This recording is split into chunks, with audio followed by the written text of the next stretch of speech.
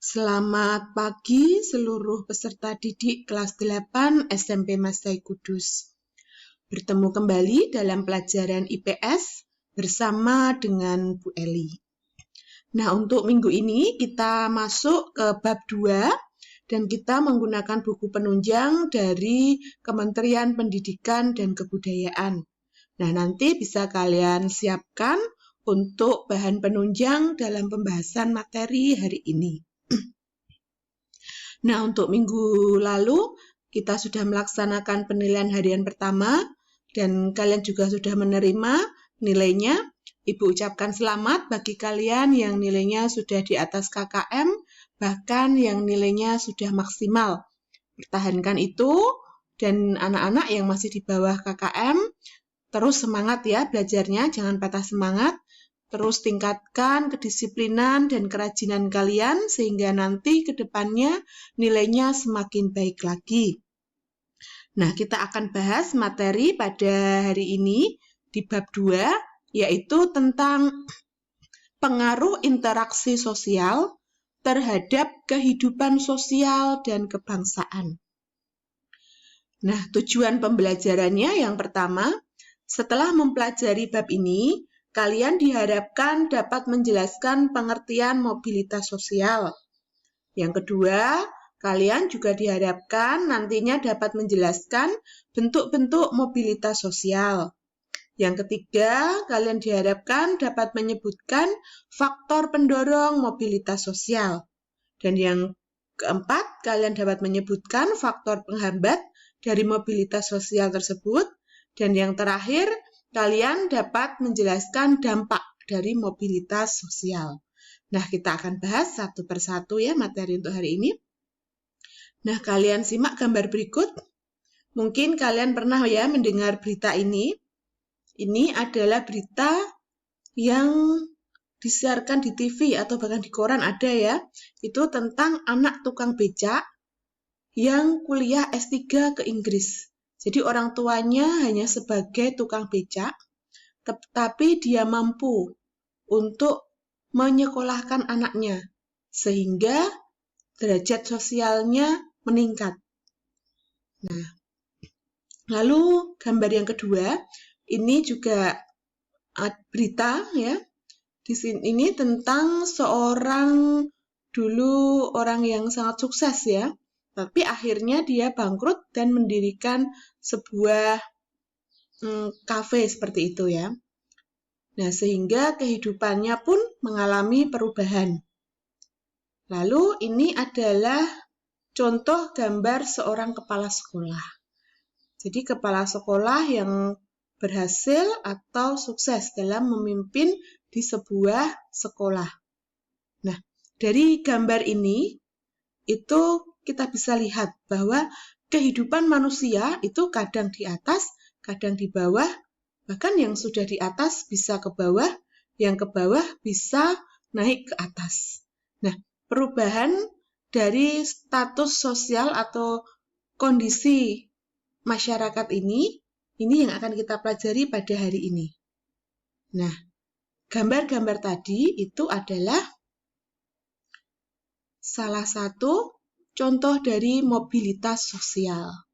Jadi, mobilitas sosial itu perpindahan posisi seseorang atau sekelompok orang dari lapisan yang satu ke lapisan yang lain. Ya, jadi lapisan itu ada lapisan yang bawah ataupun atas sehingga mengalami suatu perubahan. Nah, mobilitas sosial itu memiliki bentuk-bentuk yang beraneka ragam. Kita akan bahas satu persatu. Yang pertama yaitu bentuk mobilitas sosial horizontal. Lalu yang kedua, bentuk mobilitas sosial vertikal.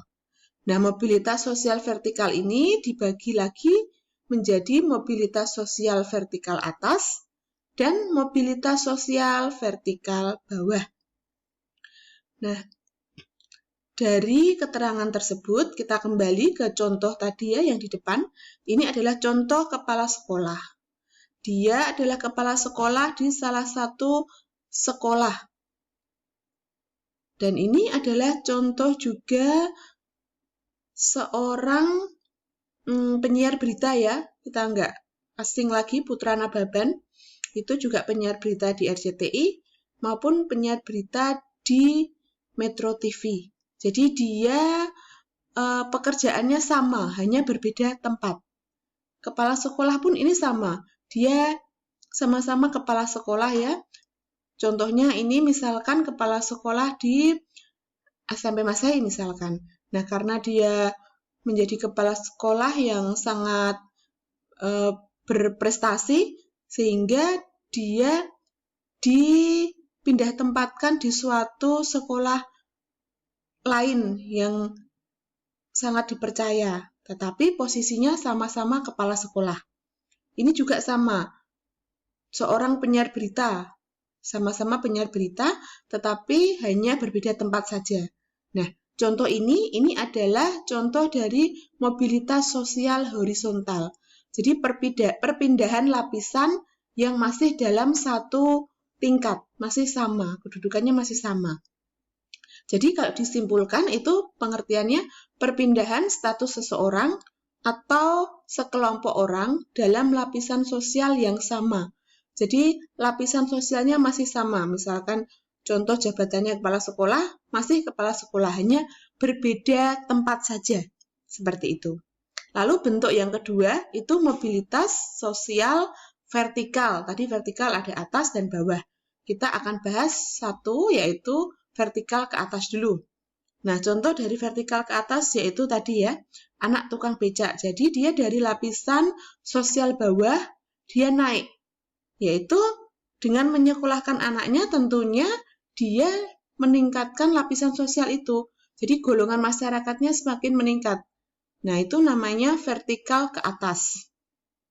Atau contoh presiden kita ya, dulu dia wali kota Solo, karena dia berhasil, dipercaya dengan prestasi-prestasinya, kemudian dia naik lapisan menjadi gubernur DKI. Di gubernur DKI pun dia gemilang dengan prestasinya, sehingga menjadi orang pertama di Indonesia, yaitu Presiden RI. Nah, ini grafiknya yaitu naik atau ke atas. Nah, ini disebut vertikal ke atas. Nah, kalau kita simpulkan, itu mobilitas sosial ke atas, yaitu peningkatan status sosial dari yang rendah ke yang lebih tinggi. Jadi lapisan sosialnya naik. Nah, itu vertikal ke atas. Mudah sekali ya. Nah, kalau vertikal ke bawah, berarti kebalikan dari itu ya. Contoh tadi, yang awalnya menjadi pengusaha sukses, kemudian dia bangkrut. Nah, itu jadi dari lapisan sosial atas ke sosial bawah. Jadi disebut vertikal ke bawah. Atau misalkan seorang karyawan yang ketahuan korupsi sehingga dipecat, sehingga dia menjadi lapisan sosial bawah. Nah, itu disebut vertikal ke bawah. Seperti itu. Mudah ya. Materi kita untuk bab 2 itu lebih sederhana. Jadi, Ibu harapkan kalian mudah memahaminya. Contoh mobilitas intergenerasi. Intergenerasi itu dari keturunan dia ya. Contohnya kakek, misalkan seorang kakek punya istri ya, kita sebut nenek. Kakeknya ini pekerjaannya penjaga sekolah. Neneknya tidak bekerja, tapi dia punya tekad untuk membuat anaknya berhasil, sehingga meningkatkan lapisan sosialnya. Nah, anak tersebut menjadi seorang guru.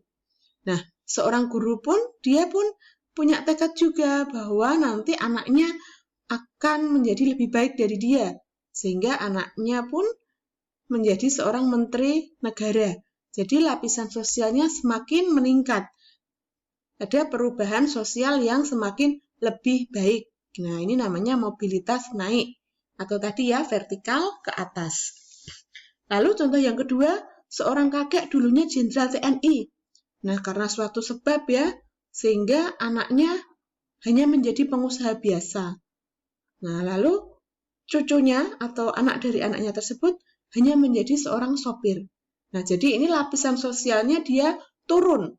Atau kita sebut tadi seperti yang di depan, yaitu istilahnya vertikal ke bawah. Nah, seperti itu. Lalu faktor pendorong, kenapa seseorang bisa menjadi lapisan sosial atas, kok berubah jadi ke bawah, bawah ke atas? Nah, itu karena status sosial, keadaan ekonomi, pertumbuhan penduduk, atau situasi politik. Lalu faktor penghambatnya, mobilitas sosial itu diskriminasi ras dan agama, diskriminasi kelas, pengaruh sosialisasi kelas, kemiskinan, perbedaan jenis kelamin. Tapi kalau sekarang ini jenis kelamin laki-laki perempuan hampir sama ya, karena kita ada kesetaraan gender. Nah, lalu ini adalah contoh lain. Jadi mobilitas sosial itu khususnya mobilitas vertikal ke atas dapat dilakukan dengan berbagai cara, yaitu perubahan standar hidup. Jadi maksudnya kita bisa mengubah kondisi kita sekarang menjadi lebih baik atau menjadi vertikal ke atas, itu yaitu dengan cara kita merubah standar hidup kita. Jadi kita tidak hanya sekedar puas dengan keadaan yang sekarang ya, tapi kita ada suatu usaha untuk menjadi kualitas hidup kita itu lebih baik lagi. Ya, misalkan contoh ya, kalian misalkan kayak kemarin ulangan nilainya sudah 90, ya sudah bagus.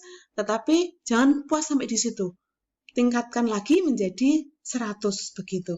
Kalau yang sudah 100, ya jangan terus terlena, tapi pertahankan itu sehingga nilainya selalu maksimal seperti yang diharapkan.